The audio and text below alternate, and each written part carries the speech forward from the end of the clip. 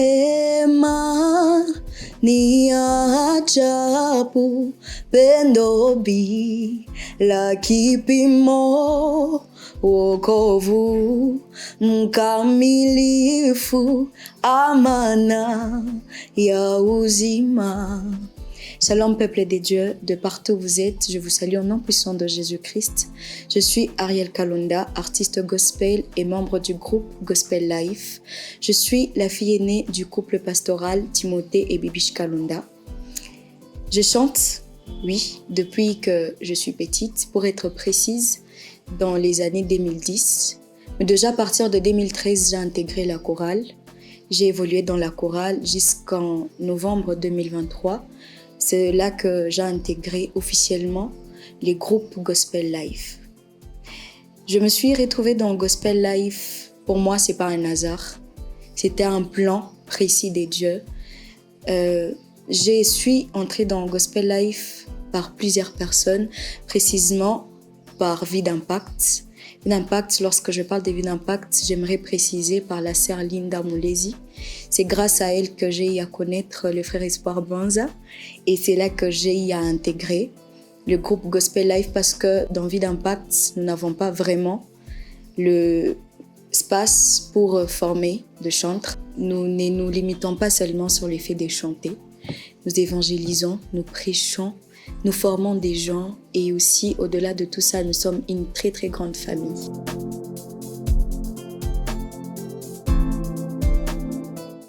Vous savez, lorsque Dieu donne des dons et des talents, c'est avec précision parce qu'il sait que s'il nous donne, c'est si nous sommes capables de travailler sur cette chose. Alors déjà, je viens d'une famille chrétienne et pour nous, le choix est clair. On laisse à chacun de décider de sa vie. Et moi, je me suis dit, les autres prêchent, les autres sont sur la chair, ils font des miracles.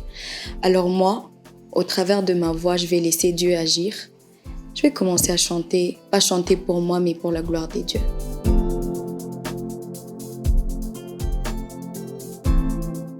Pour moi, c'était un waouh. Bon, dans les sens où je m'y attendais le mois. Parce que déjà, normalement, j'étais pas régulière aux répétitions. Je venais de vivre des moments très, très, très difficiles et douloureux. Et lorsque je suis venue à la répétition, je ne connaissais pas les chants. C'était nouveau. Et à ma grande surprise, Papa Ibrahim m'a dit « Ariel, conduis la chanson ». J'étais sous les chocs. Je me dis « Je vais conduire quoi? Je ne connais pas la chanson ». Mais heureusement, il a sa façon à lui d'enseigner des chants. Directement, tu vas apprendre. Et c'est comme ça que j'ai appris la chanson directement dans la répétition. Et lorsque c'est arrivé à la partie où on m'a appris « Ulimwengu Seutaki », j'ai dit non. J'ai dit à Papa Ibrahim, je ne suis pas prête à chanter cette partie. Ce qui fait que je ne suis pas prête à chanter ces chants, à conduire ces chants. Parce que, pourquoi je vais dire Ulimwengu Seutaki? Je suis dans les mondes, donc je vais mourir. Il m'a dit non. Vas-y, réfléchis et prie. Et Dieu va t'orienter. Lorsque je suis rentrée à la maison, j'ai prié. Et j'ai compris tout simplement que ça voulait dire que ce n'est plus moi qui vis, mais c'est Christ qui vit en moi. C'est une consécration, c'est un refus de moi-même et j'accepte officiellement de me laisser conduire par Christ.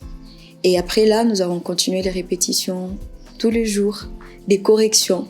Croyez-moi, ça n'a pas été facile. On m'a corrigé tous les jours et j'ai béni le Seigneur pour la vie de Papa Ibrahim Meta. C'est quelqu'un qui écoute, qui conduit et qui vous montre les bons chemins. Et c'est grâce à lui que Rehema est parvenu à être publié. Et lorsque vous me voyez chanter, moi, je ne dirais pas que c'est moi. Je dirais que c'est Dieu, que c'est Papa Ibrahim et que c'est chaque membre du groupe qui a donné tout de lui pour que ça puisse arriver là.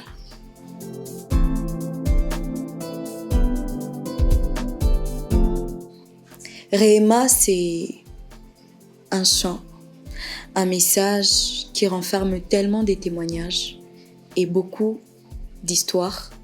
Surtout celui de notre papa, le pasteur Ibrahim Meta. Il a repris les chants en 2007, tirés de chants de recueillement des Adventistes.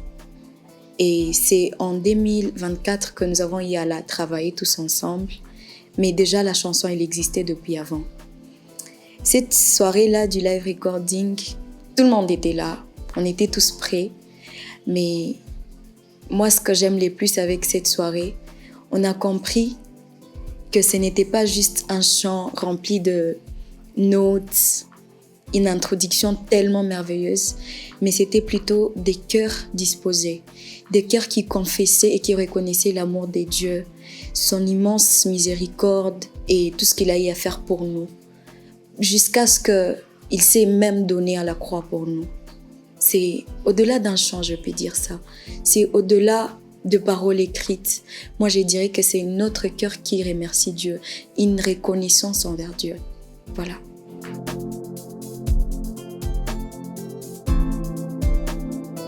Nos projets d'avenir, il y en a beaucoup. Mais là, déjà, nous préparons la sortie de notre deuxième chant du live recording. Nous sommes au studio et en pleine préparation d'un concert culte. Matatizo umepata, usijali, anajua atavinuke, tazama msalaba.